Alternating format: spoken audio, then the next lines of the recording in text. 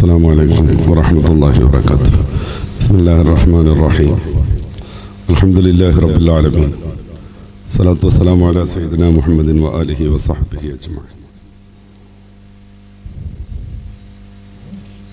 അള്ളാഹു നമ്മേവരെയും അവൻ ഇഷ്ടപ്പെടുന്ന അടിയാറുകളിൽ ഉൾക്കൊള്ളിക്കുമാറാവട്ടെ. ഇന്ന് പട്ടിണിയെയും വിശപ്പിനെയും സമൂഹം, പ്രത്യേകിച്ച് സമൂഹത്തിലെ താഴ്ന്ന വിഭാഗങ്ങൾ അനുഭവിക്കുന്ന കൊടിയ ദാരിദ്ര്യത്തെയും അതിന് കാരണമാകുന്ന ആഗോള സാമ്പത്തിക ക്രമങ്ങളെയും കുറിച്ച് ചില കാര്യങ്ങൾ പറയാനാണ് ആഗ്രഹിക്കുന്നത്. അതിൻ്റെ പ്രത്യേകമായ പശ്ചാത്തലം വിശപ്പ് സഹിക്കവയ്യാതെ ഫലസ്തീനിലെ പിഞ്ചുമക്കളും വൃദ്ധരുമൊക്കെ മരണപ്പെട്ടുകൊണ്ടിരിക്കുന്ന ഒരു സാഹചര്യമാണ് ഇത് എന്നതാണ്. മാതാവിൻ്റെയും പിതാവിൻ്റെയും കയ്യിൽ കടന്നുകൊണ്ട് വിഷഞ്ഞൊട്ടി എല്ലും തൊലിയും മാത്രമായി തീർന്ന കുഞ്ഞുമക്കൾ ഡെയിലി 10-12 വീതം മരണപ്പെട്ടുകൊണ്ടിരിക്കുന്നു. വിവിധ രാജ്യങ്ങളിൽ നിന്ന് ഫലസ്തീനിലേക്ക് വരുന്ന ഭക്ഷ്യപദാർത്ഥങ്ങൾ നിറച്ച ട്രക്കുകൾക്ക് മുമ്പിൽ ജൂത തീവ്രവാദികൾ സമരം ചെയ്യുന്നു. റോഡ് നിരന്നിരിക്കുകയാണ്. അവർ പൊടിയും പിടിച്ചിട്ട് ഇങ്ങോട്ട് വരരുത് എന്ന് വാശി പിടിച്ചുകൊണ്ട് പിഞ്ചുമക്കളടക്കം വിശന്നു മരിക്കുന്ന കണ്ണീർ കാഴ്ചകൾ നമ്മളെ അലോസരപ്പെടുത്തുമ്പോൾ വിശപ്പിനെ കുറിച്ചും അതുണ്ടാക്കുന്ന സാമൂഹികമായ ദുരന്തങ്ങളെക്കുറിച്ചും ഏതാനും ചില കാര്യങ്ങൾ സൂചിപ്പിക്കുക എന്നതാണ് ഇന്നത്തെ ക്ലാസ്സിൽ നമ്മൾ ആഗ്രഹിക്കുന്നത്. വിശപ്പ് അള്ളാഹു നൽകുന്ന ഒരു മാനുഷിക ജൈവിക വികാരമാണ്. അതുള്ളത് കൊണ്ടാണ് നമ്മൾ ഊർജ്ജസ്വലരാകുന്നത്. ആ ഒരു വിശപ്പുള്ളത് കൊണ്ടാണ് സാമൂഹിക ക്രമം ഭദ്രമായി നിലനിൽക്കുന്നത്. വിശപ്പില്ലാത്തൊരവസ്ഥ മനുഷ്യനെ അലസരാക്കും. വിശപ്പ് ഓർത്തിട്ടാണ് വിവിധ കാഠിന്യമുള്ള ജോലികളിൽ മനുഷ്യർ വ്യാപൃതരാകുന്നത്, അധ്വാനിക്കാൻ ശീലിക്കുന്നത്. സർവശക്തനായ റബ്ബ് എല്ലാവർക്കും ആവശ്യമായ ഭക്ഷണം അവരാഗ്രഹിക്കുന്ന വിധം ആഗ്രഹിക്കുന്ന സമയത്ത് ലഭ്യമാക്കുന്നൊരു സിസ്റ്റമായിരുന്നു ഈ ഭൂമി ലോകത്ത് നടപ്പിലാക്കിയതെങ്കിൽ അലസന്മാരുടെ ഒരു ലോകമായിട്ട് ഇത് മാറുമായിരുന്നു. നമ്മുടെ ജീവിതക്രമം താറുമാറാകുമായിരുന്നു. റോഡ് നിർമ്മിക്കാൻ ബംഗാളിൽ നിന്ന് ആളുകൾ വരുന്നത് നമ്മുടെ റോഡ് നന്നാക്കിയിട്ട് സേവനം ചെയ്യണമെന്ന ആഗ്രഹത്തിൽ കൊണ്ടല്ല, നേരെ മറിച്ച് അവരുടെയും മക്കളുടെയും ഭാര്യയുടെയും മാതാപിതാക്കളുടെയും വിശപ്പ് കണ്ടിട്ട് സഹിക്കവയ്യാഞ്ഞിട്ടാണ്. ഈ ഒരു വികാരമില്ലാതെ റബ്ബ് തആല എല്ലാവർക്കും ആവശ്യമായ ഭക്ഷണം അതത് സമയങ്ങളിൽ ഇറക്കി കൊടുക്കായിരുന്നെങ്കിൽ ഒരാളും മേലനങ്ങിയ വർക്കിന് സന്നദ്ധരാവുകയേ ഇല്ല. വലിയ വലിയ ഗവേഷണങ്ങൾ നടക്കില്ല, ശാസ്ത്രരംഗത്ത് പുരോഗതി ഉണ്ടാവില്ല, ആരോഗ്യരംഗത്ത് മാറ്റങ്ങളൊന്നും ഉണ്ടാവില്ല. പിന്നെ എല്ലാവർക്കും ആവശ്യമായ വിഭവങ്ങൾ അതത് സമയത്ത് ലഭ്യമാകുന്നു. അതിൽ സംതൃപ്തരായി ജനങ്ങൾ അങ്ങനെ അലസരായിക്കോളും. അതില്ലാതിരിക്കാൻ വിശപ്പ് ആവശ്യമാണെന്ന് ഈ ലോകത്തെ പടച്ച റബ്ബിനറിയാം. അതുകൊണ്ടാണ് വിശപ്പെന്ന വികാരത്തെ അള്ളാഹു ജന്തുജാലങ്ങൾക്ക് സംവിധാനിക്കുന്നത്, പ്രത്യേകിച്ച് മനുഷ്യർക്കുണ്ടാകുന്നത്. മനുഷ്യരെ കുറിച്ച് നമുക്ക് സംസാരിക്കാം, മറ്റുള്ളവരെ തൽക്കാലം നമുക്ക് മാറ്റി നിർത്താം.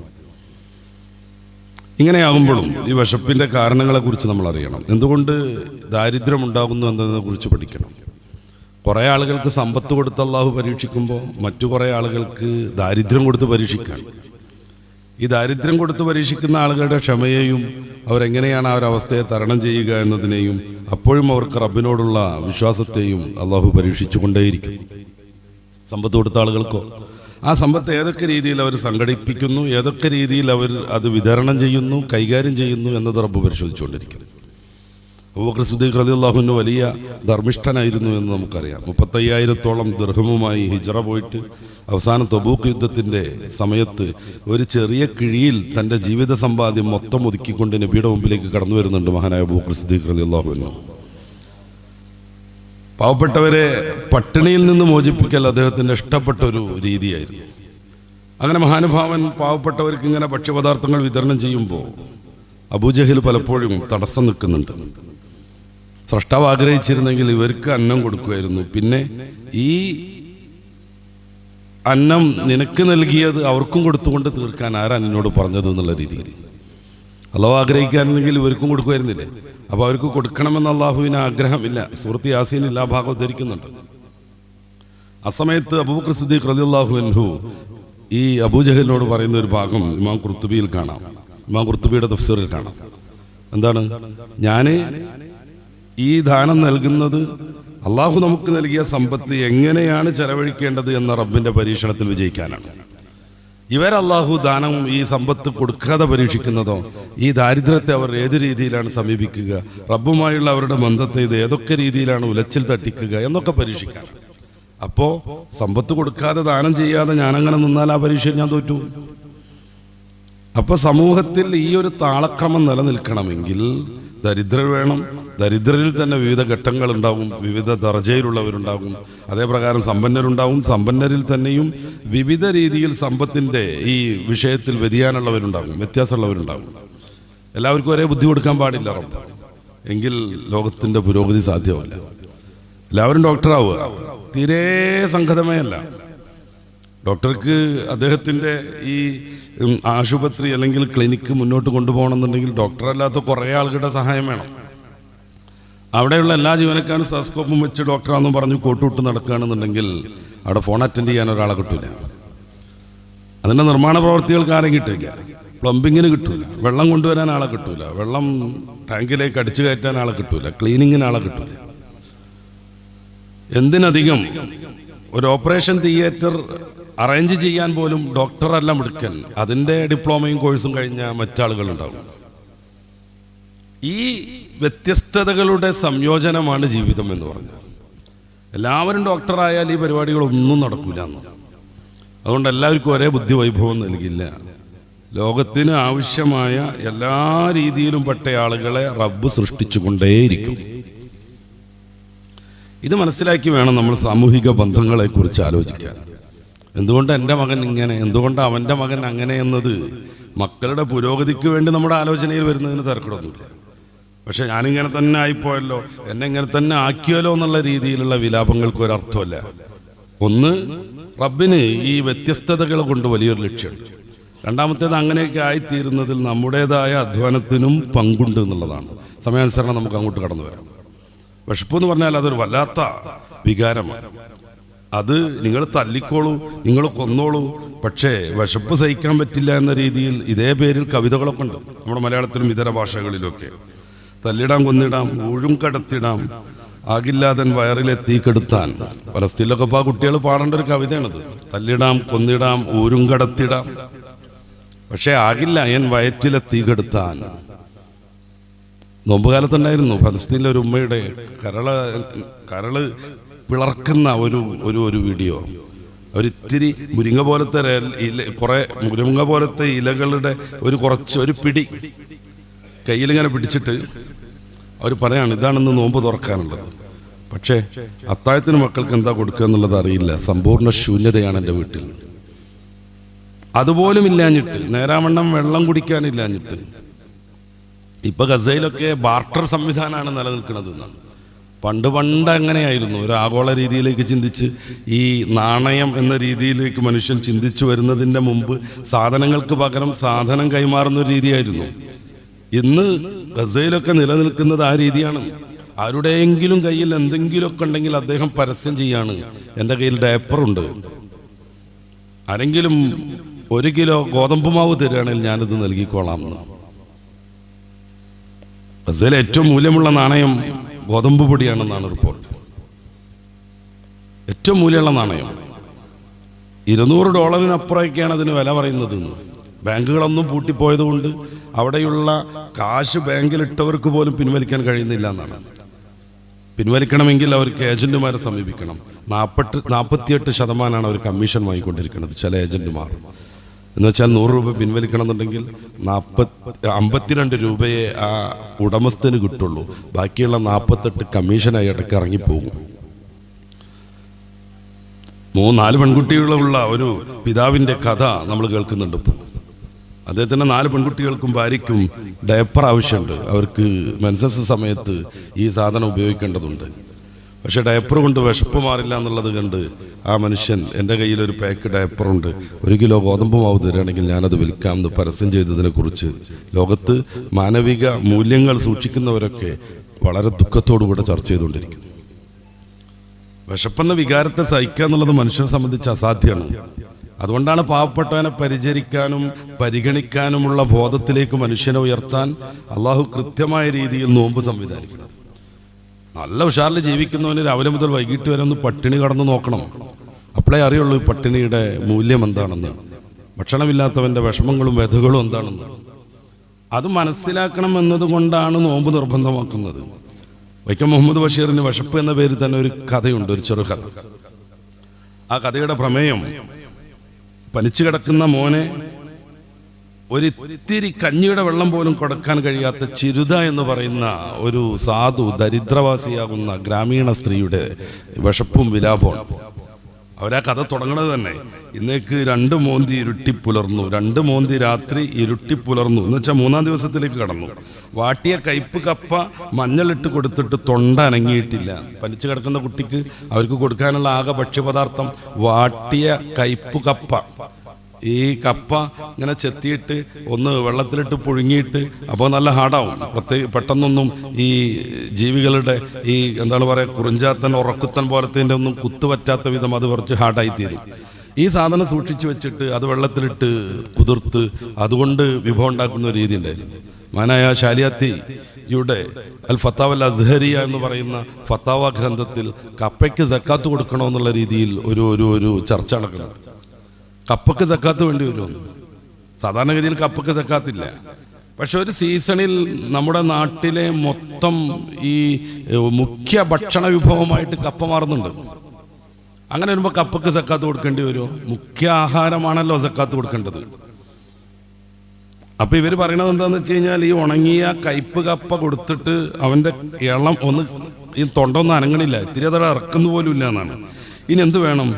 ഈ കഞ്ഞിന്റെ വറ്റും വെള്ളവും തന്നെ ഇല്ലാണ്ട് അവന്റെ ബാക്കി ഉയർ നിലനിൽക്കില്ല എന്നാണ് ഗസേൽ ഇതാ നടക്കുന്നത്. കഞ്ഞിയും കഞ്ഞിയുടെ വെള്ളവും ഇല്ലാതെ ബാക്കി ജീവൻ നിലനിൽക്കൂല. അങ്ങനെ പലരെയും ചിരുത ഈ ഇത്തിരി നെല്ല് തരുമെന്ന് ചോദിച്ച് സമീപിക്കുകയാണ്. എല്ലാവരും അവരെ ഓടിച്ചു വിടുന്നു. അവസാനം ഗോവിന്ദൻ എന്ന് പറയുന്ന വലിയ നെല്ല് അരി മുതലാളിയുടെ കടയുടെ മുന്നിൽ ഈ ലോഡിംഗ് സമയത്ത് വീണുപോയ കുറച്ച് നെല്ല് ധാന്യങ്ങൾ ഓരോന്നോരോന്നും നുള്ളിപ്പെറുക്കി ചിരുത എന്ന വൃദ്ധ തൻ്റെ മടിക്കുത്തിലിട്ടുകൊണ്ടിരിക്കുമ്പോൾ ഈ ഗോവിന്ദ മുതലാളി വന്നിട്ട് ഓടിച്ചു വിടുന്നതാണ്. ആരാൻ്റെ ധാന്യം തന്നെ തിന്നണല്ലേ എന്ന് ചോദിച്ച്, ഇനിയും ഈ അന്യൻ്റെത് തന്നെ മോഹിക്കണല്ലേ എന്നൊക്കെ ചോദിച്ചിട്ട് ഓടിച്ചു വിടുകയാണ്. ആർക്കും ഒരു ഉപകാരമില്ലാതെ അവിടെ വീണ് കിടക്കുന്ന ആ നെല്ല് പെറുക്കിയിട്ടെങ്കിലും പനി പിടിച്ച് കിടക്കുന്ന മോനിത്തിരി കഞ്ഞിയുടെ വെള്ളം കൊടുക്കണമെന്ന് വിചാരിക്കുന്ന ചിരുതയെ അവിടുന്ന് ഓടിച്ചു വിടുക. ഈ കഥയുടെ പിൽക്കാലത്ത് ഈ മോൻ അഡ്വക്കറ്റ് ആകുന്നുണ്ട്. ഇത്തിരിയൊക്കെ സമ്പത്തും പത്രാസൊക്കെ വരുന്നുണ്ട്. ബഷീറിന്റെ തന്നെ ഭാഷയിൽ പത്രാസ് വരുന്നുണ്ട്. ആ സമയത്ത് മക്കൾക്ക് അത്യാവശ്യം കൊള്ളാവുന്ന രീതിയിൽ ഭക്ഷണം കൊടുക്കുമ്പോൾ അയാൾ ആകെ പ്രകോപിതനാവൽ, 1 വറ്റോ 2 വറ്റോ മക്കള് പാത്രത്തിൽ നിന്ന് പുറത്ത് കളയുമ്പോഴാണ്. അപ്പൊ ഗോവിന്ദൻ മുതലാളിയെ പോലെ ആക്രോശിക്കുന്നതാണ്. പണ്ട് അമ്മ പനിച്ചു കിടക്കുന്ന സമയത്ത് കഞ്ഞിയുടെ വെള്ളം കൊടുക്കാൻ വേണ്ടിയെങ്കിലും ഇത്തിരി അരി കിട്ടട്ടെ എന്ന് കരുതിയിട്ട് ഈ ഗോവിന്ദൻ മുതലാളിയുടെ കടയുടെ മുമ്പിൽ വീണുപോയ നെല്ല് പെറുക്കുമ്പോൾ അദ്ദേഹം ആക്രോശിച്ചോടിച്ചതുപോലെയുള്ളൊരു വികാരത്തിലേക്ക് ഈ മകനാവുന്ന വക്കീല് പിന്നീട് മാറുന്നതാണ്. വിശപ്പിന് എത്ര മനോഹരമായി അവതരിപ്പിച്ച ചെറുകഥ വേറുണ്ടോന്ന് എനിക്കറിയില്ല. നമ്മുടെ നാട്ടിൽ പട്ടിണി കൊടുകുത്തി വാണൊരു കാലം ഉണ്ടായിരുന്നു, പ്രത്യേകിച്ച് 1921 ശേഷം. പ്രായപൂർത്തിയായ മനുഷ്യരെല്ലാവരും, പുരുഷന്മാരെല്ലാവരും കൊല ചെയ്യപ്പെട്ടു. അല്ലെങ്കിൽ ആൻഡമാൻ പോലെയുള്ള ഒരിക്കലും മനുഷ്യവാസം അന്ന് സാധാരണഗതിയിൽ സാധ്യമല്ലാത്ത നാടുകളിലേക്ക് കടത്തപ്പെട്ടു. സ്ത്രീകൾ മാത്രമായി തീർന്നു. ആ ഒരു സമയത്താണ് MP നാരായണ മേനോൻ മദ്രാസിലെ വൈസ്രോയ്ക്ക് കത്തെഴുതുന്നത് പോലും. ഞങ്ങളുടെ നാട്ടിലുള്ള മുസ്ലിം സ്ത്രീകൾ അവർക്ക് വിശപ്പാണെങ്കിലും പട്ടിണിയാണെങ്കിലും ആത്മാഭിമാനം സൂക്ഷിക്കുന്നവരാണ്. അവർ ജോലിക്ക് പോകുന്നല്ലാതെ ഒരിക്കലും അവർ ഈ യാചിക്കാൻ വരാറില്ല. പക്ഷേ മുഴുപ്പട്ടിണി സഹിക്ക വയ്യാതാണ് ഈ റംസാൻ കാലത്ത് നിങ്ങളുടെ മദിരാശിയിലൂടെ അവരിങ്ങനെ അങ്ങോട്ടും ഇങ്ങോട്ടും തെണ്ടി നടക്കുന്നത്, എന്തെങ്കിലും ചില്ലിക്കാശ് ഒപ്പിക്കാൻ വേണ്ടി. അതുകൊണ്ട് അവർക്ക് വേണ്ടി എന്തെങ്കിലും ദാരിദ്ര്യ നിർമ്മാർജ്ജന പാക്കേജ് നടപ്പിലാക്കണം എന്ന് പറഞ്ഞിട്ട് MP നാരായണ മേനോൻ കത്തെഴുതുന്നുണ്ട്. അന്ന് ഈ കുലച്ചു നിൽക്കുന്ന വാഴയുടെ ഈ കൊല കൊണ്ടുപോകുന്നത് അപരാധമാണെന്നുള്ള ബോധത്തോടു കൂടെ തന്നെ മൂത്ത് നിൽക്കുന്ന വാഴയുടെ കൊല വെട്ടി നിലത്ത് വെച്ച് സുരക്ഷിതമായി വെച്ചിട്ട് അതിൻ്റെ ആ കാമ്പും അതിൻ്റെ ആ കല്ലയും, ആ എണ്ണിക്കാമ്പും അതിൻ്റെ ആ കല്ലയും മോഷ്ടിച്ചു കൊണ്ടുപോകുന്ന രീതി പോലും ഉണ്ടായിരുന്നു. എന്തിനാ? വിശപ്പ് മാറണം, ഇതൊന്ന് ചൂടാക്കി കഴിച്ചിട്ടെങ്കിലും. പിന്നെ ഗൾഫ് പ്രവാസമൊക്കെ വന്നതിന് ശേഷം, ശരിക്ക് 1946 പ്രവാസം തുടങ്ങുന്നത്. അന്ന് കറാച്ചിയിലുണ്ടായിരുന്ന ഈ പൊന്നാനിക്കാരനാകുന്ന ഹംസ അബൂബക്കർ എന്ന് പറയുന്ന ഒരാൾ ഇന്ത്യയിലേക്ക് വരാൻ മോഹിച്ചുകൊണ്ടിരിക്കുമ്പോൾ, ഈ 47 വിഭജനവും സ്വാതന്ത്ര്യമൊക്കെ നടക്കുന്നത്. അദ്ദേഹത്തിന് ദക്ഷിണാഫ്രിക്കയിൽ നല്ലൊരു ജോലി ഉണ്ട് എന്ന് റിപ്പോർട്ട് കിട്ടുന്നു. അദ്ദേഹം കപ്പൽ മാർഗം ദക്ഷിണാഫ്രിക്കയിലേക്ക് പോകുന്നു. പക്ഷേ ഷാർജ ഭാഗത്തെത്തിയപ്പോൾ കപ്പലിന് നാശം വരികയും അവിടെ ഇറങ്ങേണ്ടി വരികയും ചെയ്യുന്നു. അങ്ങനെ അദ്ദേഹം ഷാർജയിലെത്തിയിട്ട് അന്നവിടെ മീൻ പിടിച്ച് നടക്കുന്നവരായിരുന്നു അറബികൾ, കക്ക വറുക്കുന്നവരായിരുന്നു അറബികൾ. സാമ്പത്തികമായിട്ടൊരു പുരോഗതി ഒന്നുമില്ലായിരുന്നു. എന്നാലും ഇവർക്കൊരു കച്ചവടം എന്ന രീതിയിലാണ് ഒരു മലയാളിയുടെ ആദ്യ സംരംഭം ഗൾഫിൽ സ്ഥാപിക്കപ്പെടുന്നത്. ബിസ്മില്ല ഹോട്ടൽ എന്ന് പറയുന്ന ചെറിയ ചായ്പ് കട. അവിടെ നിന്ന് ഇങ്ങോട്ടാണ് പ്രവാസത്തിൻ്റെ നല്ല മുഹൂർത്തങ്ങളൊക്കെ ഉണ്ടാവുന്നത്. അതിന് മുന്നുണ്ടായിരുന്നു. അതേ കാണുന്ന അബുദാബി ചാടി നീന്തിക്കൊന്നും പറഞ്ഞിട്ട് തട്ടിപ്പിലാക്കി പലപ്പോഴും മനുഷ്യൻ മരണപ്പെടുന്ന, ചിലരൊക്കെ കരപിടിക്കുന്ന, ചിലരൊക്കെ എത്തിച്ചേരുന്നത് മദ്രാസിലായിരുന്ന ഒരു കാലമൊക്കെ ഉണ്ടായിരുന്നു. പത്തേമേരിയിലാണ് അന്ന് ഗൾഫിലേക്ക് പോകുക. പതിയെ പതിയെ പതിയെ ഗൾഫ് പണം വരുന്നു. നമ്മുടെ നാട്ടിൽ ഉന്നതങ്ങളായ സൗധങ്ങൾ ഉണ്ടാകുന്നു, വിശപ്പ് മാറുന്നു. പലരും ഉള്ള ഭക്ഷണം എന്താ ചെയ്യാന്നറിയാത്ത വിധം ബുദ്ധിമുട്ടിപ്പോകുന്നു.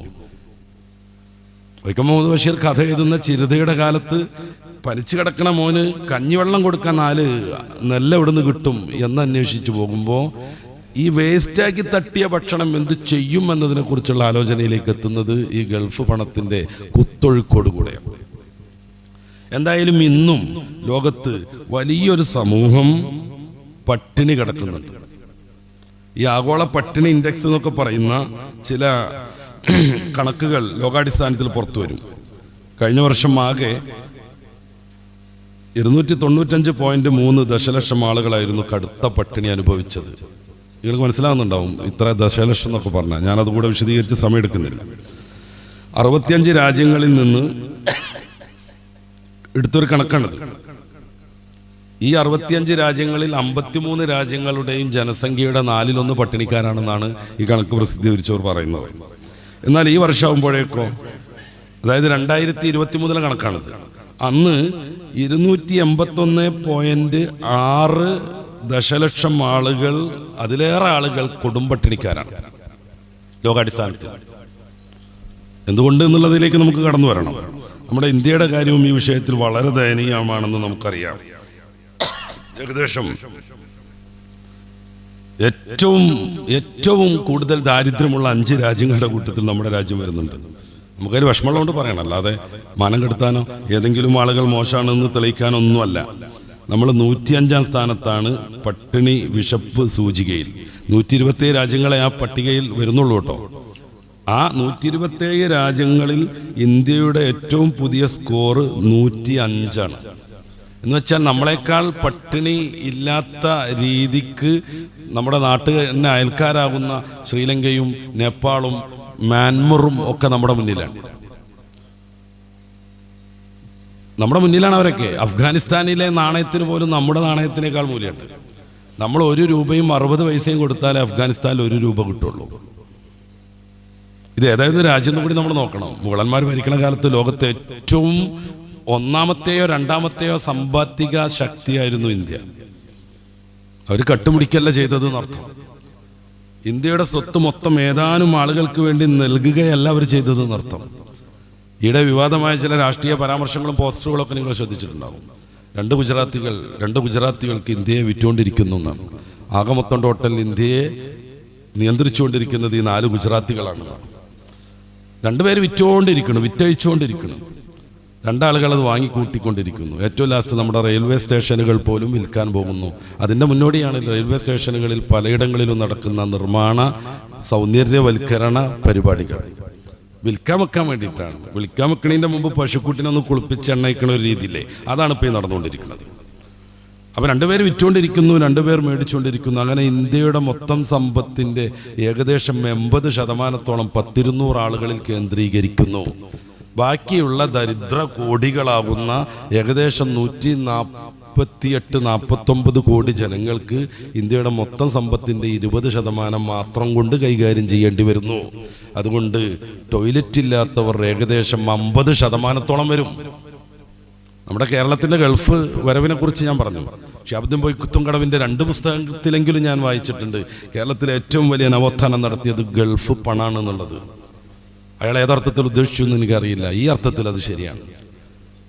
ഏത് വീട്ടിലും 4-5 ടോയ്ലറ്റ് കാണും, 2-3 എന്തായാലും കാണും. ഉത്തരേന്ത്യയിൽ 200 വീടുകൾക്ക് ഒരു ടോയ്ലറ്റൊക്കെ ഇടേണ്ട അത്രേ. പിന്നെ അവരെന്ത് ചെയ്യും? അവരുടേതായ താല്പര്യങ്ങൾ അവർക്ക് പറ്റുന്ന സംവിധാനങ്ങൾ ഉപയോഗപ്പെടുത്തി നിർവഹിച്ചുകൊണ്ടിരിക്കും. ഇപ്പോഴും ചേരി പ്രദേശങ്ങൾ നിറഞ്ഞു കവിഞ്ഞൊഴുകുന്നു. ചേരി പ്രദേശങ്ങളിൽ നിന്ന് ആളുകളെ സംസ്കരിക്കുക എന്നതിനപ്പുറം റൊണാൾഡ് ട്രംപ് ഇന്ത്യയൊക്കെ സന്ദർശിച്ചപ്പോൾ ധാരാവി പോലെയുള്ള ചേരി പ്രദേശങ്ങൾ മതിൽ കെട്ടി മിനുക്കി പൈൻ്റടിച്ച് വൃത്തിയാക്കുകയാണ് ചെയ്തത്. അപ്പുറമുള്ള പുഴുക്കളെ പോലെയുള്ള മനുഷ്യരെ ഇവരൊന്നും കാണരുത് എന്ന് കരുതിയിട്ട്. അങ്ങനെ വരുമ്പോൾ ദാരിദ്ര്യത്തിൻ്റെ സൂചികയിൽ ഇനിയും ഇന്ത്യ ആര് ഭരിച്ചാലും താഴേക്ക് തന്നെ പോയിക്കൊണ്ടിരിക്കും. ഇന്ന ആൾ ഭരിക്കുക എന്നുള്ളതൊന്നുമല്ല, അന്തത്തോടുകൂടെ രാജ്യത്തെ എങ്ങനെ കൈകാര്യം ചെയ്യണം എന്നതിനെ കുറിച്ച് ബോധം ഉണ്ടാവുക എന്നുള്ളതാണ്. ഞാൻ പറഞ്ഞല്ലോ, ലോകത്തെ ഏറ്റവും പട്ടിണിക്കാരാകുന്ന 5 രാജ്യങ്ങളെ എടുത്താൽ അതിലൊന്ന് നമ്മുടെ മഹത്തായ രാജ്യം ഇന്ത്യയാണെന്നാണ് കണക്കുകൾ സൂചിപ്പിക്കുന്നത്. ഇന്ത്യയായിട്ടൂടെ പ്രസിദ്ധീകരിച്ച ഒരു കണക്കിൻ്റെ മുമ്പിലുണ്ട്. ഓരോ നാടും എണ്ണിപ്പറഞ്ഞ് ഞാൻ സമയമെടുക്കുന്നില്ല. ഇന്ത്യയിൽ 234 ദശലക്ഷം ആളുകൾ പട്ടിണിയിലാണെന്നാണ് ഈ കണക്ക് പറയുന്നത്. പാകിസ്ഥാനും എത്യോപ്യയും നൈജീരിയയും കോങ്കോയുമാണ് നമ്മളോടൊപ്പമുള്ള ഈ 5 രാജ്യങ്ങൾ പട്ടിണിയുടെ വിഷയത്തിൽ. അപ്പോൾ എന്തുകൊണ്ട് ഈ പട്ടിണി, എന്തുകൊണ്ട് ദാരിദ്ര്യം, എന്തുകൊണ്ട് ഗസയിലൊക്കെ ഇത്രമേൽ മക്കൾ വിഷമിച്ച് ദുരന്തം പൂർണ്ണമായ മരണം സ്വീകരിക്കേണ്ടി വരുന്നു?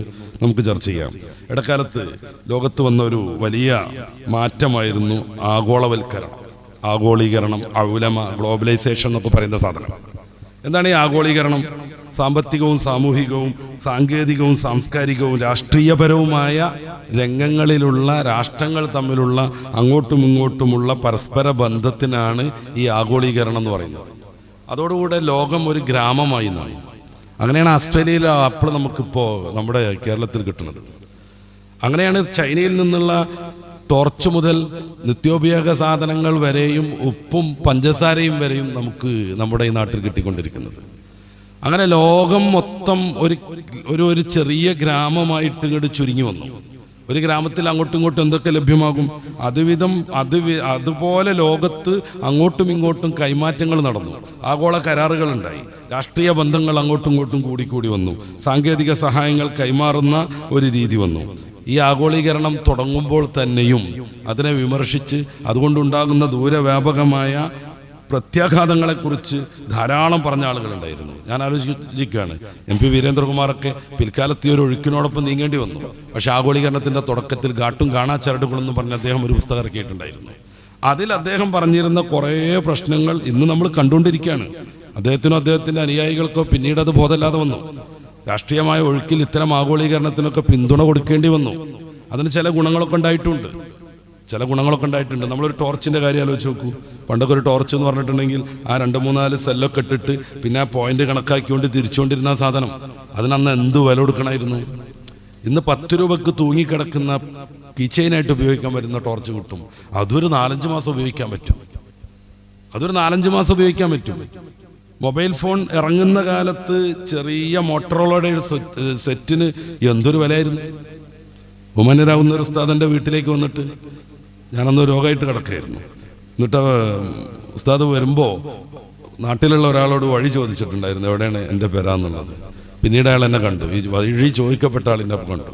ഏതായിരുന്നു ഉസ്താദ് എന്നൊക്കെ മൂപ്പരിങ്ങനെ കൗതുകത്തോടൊക്കെ ചോദിച്ചിട്ട് എൻ്റെ കുറച്ചടുത്തേക്ക് നിന്നിട്ട് മൂപ്പര് പറഞ്ഞൊരു വളരെ ആകാംക്ഷപൂർണമായൊരു സംഗതി ഉണ്ട്.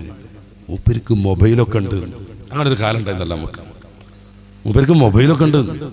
മൊബൈലിൻ്റെ ആ ഒരു സെറ്റിന് വലിയ വില കൊടുക്കണമായിരുന്നു, കോല് പൊന്തിക്കണ മോട്ടറോളയ്ക്ക്. അവിടെ നിന്ന് ഇങ്ങോട്ട് പോന്നിട്ട് 3 സിം ഇടാൻ പറ്റുന്നതും എല്ലാ സംവിധാനങ്ങളും സൗകര്യങ്ങളുമുള്ള ഒരു മിനി കമ്പ്യൂട്ടറായിട്ട് ഉപയോഗിക്കാൻ പറ്റുന്ന സാധനം 500 രൂപയ്ക്ക് അതിൻ്റെ താഴേക്കും കിട്ടുമ്പോൾ ഇന്ന്. ഇതൊക്കെ ആഗോളീകരണം കൊണ്ട് കിട്ടിയ ഒരു ഗുണമാണ്. പക്ഷെ അതുകൊണ്ട് കുറേ പ്രത്യാഘാതങ്ങളുണ്ടായി. 1997 UNDP പുറത്തിറക്കിയ മാനക വികസന റിപ്പോർട്ടിൽ ആഗോളവൽക്കരണത്തിൻ്റെ പ്രത്യാഘാതങ്ങളെക്കുറിച്ച് കുറേ കാര്യങ്ങൾ വിശദീകരിക്കുന്നുണ്ട്. അത് ഓരോന്ന് പറയാൻ നമുക്കൊരു ക്ലാസ് മതിയാവില്ല. സാമ്പത്തിക രംഗത്തെ അസന്നിഗ്ധാവസ്ഥയാണ് അതിൽ ഏറ്റവും പ്രധാനപ്പെട്ട ഒരു സംഗതി. എന്ന് വെച്ചാൽ ഈ വരുമാന സ്രോതസ്സുകളിൽ അസ്ഥിരത വന്നു. സ്ഥിരമായൊരു വരുമാനം കിട്ടുക എന്നുള്ള രീതി മാറി. ഏത് നിമിഷവും എല്ലാ സംവിധാനങ്ങളും തീരും തകരും എന്ന് വന്നു. ഈ നമ്മൾ പലപ്പോഴും പേപ്പറിലൊക്കെ കാണാറില്ലേ, ഈ കരടി, കാളക്കൂറ്റം എന്നൊക്കെ പറയുന്ന ഓരോ സാധനം. ഈ ഓഹരി വിപണിയിൽ ഉണ്ടാകുന്ന ചെറിയ ചാഞ്ചല്യം പോലും ലോകാടിസ്ഥാനത്തിൽ ബാധിക്കുന്ന ഒരവസ്ഥ വന്നു. ഇപ്പം അമേരിക്കൻ വിപണിയിൽ എന്തെങ്കിലും ഒരു പ്രശ്നം ഉണ്ടായി കഴിഞ്ഞാൽ അത് അമേരിക്കനെ മാത്രമല്ല ബാധിക്കുക, ലോകത്തിനെ മൊത്തം ബാധിക്കും. ഏതെങ്കിലും ഒരു നാട്ടിലുണ്ടാകുന്ന സാമ്പത്തിക ക്രൈസിസുകൾ നമ്മുടെ ഈ കുഞ്ഞു കുഞ്ഞു ഗ്രാമങ്ങളെ പോലും ബാധിക്കുന്ന വിധത്തിലേക്ക് കാര്യങ്ങൾ എത്തിച്ചേർന്നത് ഈ ആഗോളീകരണത്തിൻ്റെ ശേഷമാണ്. പിന്നെ കുറേ ആളുകളിലേക്ക് സ്വത്ത് കേന്ദ്രീകരിക്കപ്പെട്ടു എന്നതാണ് ഇതിൻ്റെ മറ്റൊരു പ്രശ്നം. മൂലധനത്തിന് അനിയന്ത്രിതമായ ഒഴുക്കുണ്ടായി. അപ്പം രാജ്യങ്ങളെപ്പോലും വിലയെടുക്കാൻ പറ്റും വിധത്തിൽ, വിലക്കെടുക്കാൻ പറ്റും രീതിയിൽ കുറേ മുതലാളിമാർ വളർന്നു വന്നു. ഇപ്പോൾ നമ്മുടെ നാടിനൊക്കെ ഏകദേശം അவ்விധത്തിലേക്ക് കാർന്നു നിന്നുകൊണ്ടിരിക്കുകയാണ് 2-3 ആളുകൾ. രാജ്യത്തെ തന്നെ വില പറഞ്ഞ് വാങ്ങാൻ പറ്റും വിധത്തിലേക്ക് അവരുടെ സമ്പത്ത് കൂടി കൂടി കൂടി കൂടി വന്നു. അങ്ങനെ വരുമ്പോൾ അവർക്ക് വേണ്ടി നിയമങ്ങൾ ഉണ്ടാക്കേണ്ട ഒരു രീതിയിലേക്ക് ഗവൺമെൻറ്റുകളൊക്കെ മാറും. ഏഷ്യൻ ഫിനാൻഷ്യൽ ക്രൈസിസിനെ കുറിച്ച് നമുക്ക് കുറേ മുമ്പ് വായിച്ചത് പരിചയമുണ്ട്. ബാങ്കിങ് സ്ഥാപനങ്ങളിലൊക്കെ ജനങ്ങൾക്ക് എന്തെങ്കിലും ഒന്ന് വെക്കാനോ കൊണ്ടുവരാനോ പറ്റാത്ത രീതിയിലേക്ക് മാറി. നമ്മുടെ നാട്ടിലുണ്ടായ ഈ 1000 നോട്ട് നിരോധനത്തെക്കുറിച്ച് നമുക്കറിയാലോ. ഭാഷാ നിരോധനം എന്ന പേര് റഹീം പൊന്നാടിൻ്റെ ഒരു കവിതയുണ്ട്, ഒന്ന് വായിച്ചു നോക്കണം. ഒരാൾ നാട്ടിലേക്ക് വന്നപ്പോഴേക്ക് ഭാഷ നിരോധിച്ചിരിക്കുകയാണ്. ഇനി അതൊന്നും പറയാൻ പറ്റില്ല. പോസ്റ്റ് ഓഫീസിൽ വരി നിന്നാൽ 2 പദം കൊടുത്താൽ വേറൊരു പുതിയ പദം തരും എന്നും പറഞ്ഞിട്ട് അങ്ങനെ വരി നിന്ന് മരിച്ച ആളുകളെക്കുറിച്ച് വീട്ടിലേക്ക് ചെല്ലുന്ന സമയത്ത് ഇതൊന്നും അറിയാത്ത കുഞ്ഞ് പഴയ ഭാഷയിൽ കരയുന്നത് കേട്ടിട്ട് ഓടിച്ചെന്ന് വാപൊത്തണതിനെ കുറിച്ചിട്ട്. മനുഷ്യന്മാർ ജീവിക്കുന്ന ഒരു പശ്ചാത്തലത്തിൽ ചിരിച്ചുകൊണ്ട് നമ്മുടെ പ്രധാനമന്ത്രി ഒന്ന് പറയാണ് 1000 നോട്ട് ഇനി ഉപയോഗിക്കാനേ പറ്റൂല എന്നൊരൊറ്റ രാത്രി കൊണ്ട്. അദ്ദേഹം സിംഗപ്പൂരിൽ പോയിട്ടും വളരെ ചിരിച്ച് താൻ നടത്തിയൊരു വലിയ ധീരകൃത്യം എന്നുള്ള രീതിയിൽ അത് പറഞ്ഞ് ആഘോഷിക്കുന്നുണ്ട്. 250ഓളം ആളുകൾ റിപ്പോർട്ട് ചെയ്യപ്പെട്ടത് പ്രകാരം ഇത് സംബന്ധിച്ച് മരണപ്പെട്ടു. വരി നിന്നിട്ട് തിരക്കപ്പെട്ടിട്ട്. മോളെ കല്യാണം നാളെ നടക്കാൻ പോകുന്നയാൾ, ഈ ആഴ്ചയിൽ നടക്കാൻ പോകുന്നയാൾ, അതിനുവേണ്ടി ബാങ്കിൽ നിന്ന് തന്നെ ഔദ്യോഗികമായി കൊണ്ടുവന്നു വെച്ച 4-5 ലക്ഷം. ഇനി ഇത് എന്ത് ചെയ്യാൻ പറ്റുമെന്നറിയാതെ അന്താളിച്ചു നിന്നു. വരി നിന്നാൽ 2000 രൂപ മാറ്റി കൊടുക്കും. എത്ര ദിവസം വരി നിൽക്കണം? എത്ര ദിവസം വരി നിൽക്കണം? ദാരിദ്ര്യം ഉണ്ടാകുന്ന കാരണങ്ങളെക്കുറിച്ച് നമുക്ക് സംസാരിക്കേണ്ടതുണ്ട്. അപ്പോൾ ഗവൺമെൻറ്റിൻ്റെയൊക്കെ ചില തീരെ ബുദ്ധിശൂന്യമായ തീരുമാനങ്ങൾ കൊണ്ട് ദാരിദ്ര്യം ഉണ്ടാവുന്നത് നമ്മൾ കാര്യമായിട്ട് സംസാരിക്കേണ്ടതുണ്ട്. ഈ ആഗോളീകരണം കൊണ്ട് വേറെ കുറേ പ്രശ്നങ്ങളുണ്ടായി. ഈ സംസ്കാരങ്ങളുടെ കൈമാറ്റം എല്ലാം യൂറോപ്പായി മാറി. കാരണം അവർക്ക് സാമ്പത്തിക രംഗത്ത് ആധിപത്യമുണ്ട്. യൂറോപ്യൻ രീതി ഭക്ഷണത്തിലും ഫുഡിലുമൊക്കെ സ്വീകരിച്ചാലേ അവൻ പുരോഗമനക്കാരനാവുള്ളൂ എന്നുള്ള ധാരണ പരന്നു, അല്ലെങ്കിൽ ബോധപൂർവം പരത്തി. അതുകൊണ്ട് നമ്മുടെ നാട്ടിലൊക്കെ ഭക്ഷണത്തിലും പിന്നെ ആഘോഷങ്ങളിലുമൊക്കെ യൂറോപ്യൻ ടച്ച് വന്നു. ഇതിൻ്റെ ഫലമായിട്ട് സംഭവിച്ചൊരു സംഗതി എന്താണെന്ന് വെച്ചാൽ 1998 33 ദശലക്ഷം 1998 എന്ന് വെച്ചാൽ ആഗോളീകരണം തുടങ്ങി സമൂഹത്തിൽ ഇതിങ്ങനെ സ്വാധീനിച്ചു വരുന്ന ആ കാലത്ത് 33 ദശലക്ഷം എയ്ഡ്സ് രോഗികളുണ്ടായി ലോകാടിസ്ഥാനത്തിൽ. ഇത് റിപ്പോർട്ട് ചെയ്യപ്പെട്ടവർ മാത്രമാണ്, ചികിത്സിക്കാൻ പോയവർ മാത്രം, ചികിത്സിക്കാതെ മരണപ്പെട്ടവർ, മാനക്കേട് ഒഴിച്ച് ചികിത്സിക്കേണ്ടെന്ന് കരുതുന്നവർ, ഔദ്യോഗിക ചികിത്സകളൊന്നും അല്ലാതെ മറ്റു ചില സമാന്തര ചികിത്സകൾ ആശ്രയിച്ചവർ, ഇവരൊന്നും ഇതിൽപ്പെടൂല. ശാസ്ത്രലോകം വൈദ്യശാസ്ത്രവും ഇത്രമേൽ വികസിച്ചിട്ടും 10 വർഷത്തെ ദീർഘമായ മരണമാണ് എയ്ഡ്സിന്റെ ഫലം. 10 വർഷത്തെ ദീർഘമായ മരണം. ക്യാൻസർ പിടിച്ചാൽ 3-ാം സ്റ്റേജ് 4-ാം സ്റ്റേജൊക്കെ എത്തിയ ഡോക്ടർ നിശ്ചയിക്കും ഇനി 1 മാസം 1.5 മാസം. ആ സമയത്ത് ഏകദേശം ആള് മരണപ്പെടുകയും ചെയ്യും. അറ്റാക്കൊക്കെ വന്നാലോ എന്തിനാ മരിക്കണത് പോലും അറിയാതെ മരിച്ചോ. എയ്ഡ്സ് അങ്ങനെയല്ല, 10 വർഷം ഇഞ്ചിഞ്ചായി മരിക്കും. ഇങ്ങനത്തെ 33 ദശലക്ഷം ആളുകൾ എയ്ഡ്സ് രോഗികളായി 1998 റിപ്പോർട്ട് ചെയ്യപ്പെട്ടു. ഇതെങ്ങനെയാണ്? ടൂറിസം വികസിച്ചു, ലോകത്ത് എല്ലായിടത്തും സഞ്ചരിക്കാമെന്നായി. നമ്മുടെ മലപ്പുറം കോട്ടപ്പടിയിൽ നമ്മൾ അങ്ങോട്ടും ഇങ്ങോട്ടും പോകുന്നത് പോലെ വിയന്നയിലേക്കും ഓസ്ലോയിലേക്കും ഡൽഹിയിലേക്കും കൊൽക്കത്തയിലേക്കും കൊച്ചിയിലേക്കും പോകാമെന്നായി. അബുദാബിയിൽ ചിറ്റാമെന്നായി. ദുബായിലേക്ക് പോകാമെന്നായി. എമിറേറ്റ്സിൽ ഇത്തിരി ഒരു മര്യാദ ഉള്ളത് അബുദാബിയിലാണ് കേട്ടോ. ഷാർജയിൽ. ബാക്കിയുള്ളിടത്തൊക്കെ എന്തും ചെയ്യാമെന്നായി. അപ്പൊ ആഗോളീകരണത്തിന്റെ ഭാഗമായി എയ്ഡ്സ് പോലെയുള്ള മാരക രോഗങ്ങളും ആഗോളവൽക്കരിക്കപ്പെട്ടു. ഇവരുമായി ബന്ധപ്പെടുന്ന ആളുകൾക്കൊക്കെ എയ്ഡ്സ് വരുന്നുകൊണ്ടിരുന്നു. ഇത് തന്നെയും 95% വികസ്വര രാജ്യങ്ങളിലാണ് എന്നൊരു ഞെട്ടിക്കുന്ന കണക്കൂടുണ്ട്. ആഗോളീകരണത്തിന്റെ ഭാഗമായിട്ടാണ് നമ്മുടെ നാട്ടിലേക്ക് ഈ ലിബറലിസം വല്ലാതെ കയറി വന്നത്. അതിന്റെ ഭാഗമായാണ് ഈ താന്തോന്നിത്തം വരുന്നത്.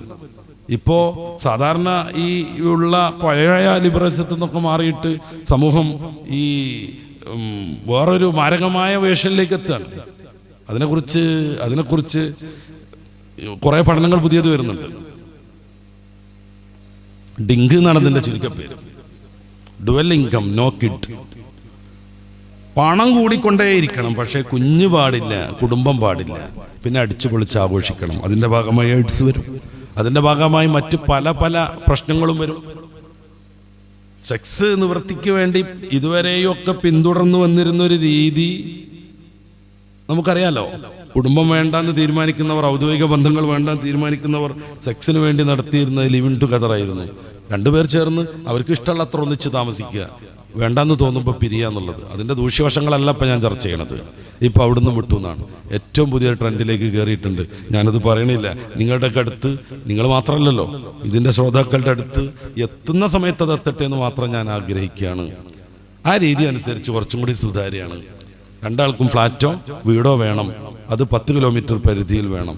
2 ദിവസം അവിടെയും 2 ദിവസം ഇവിടെയും പാർക്കണം. ബാക്കി 2-3 ദിവസം സ്വതന്ത്രമായിരിക്കണം. ആ ദിവസങ്ങളിൽ വേറെ വല്ല സ്റ്റെപ്പിനൊക്കെ വേണമെങ്കിൽ കൊണ്ടുവരാം. 2 പേർക്കും അതിൽ എതിർപ്പൊന്നുമില്ല. ബാധ്യതകളില്ല, ബന്ധങ്ങളില്ല.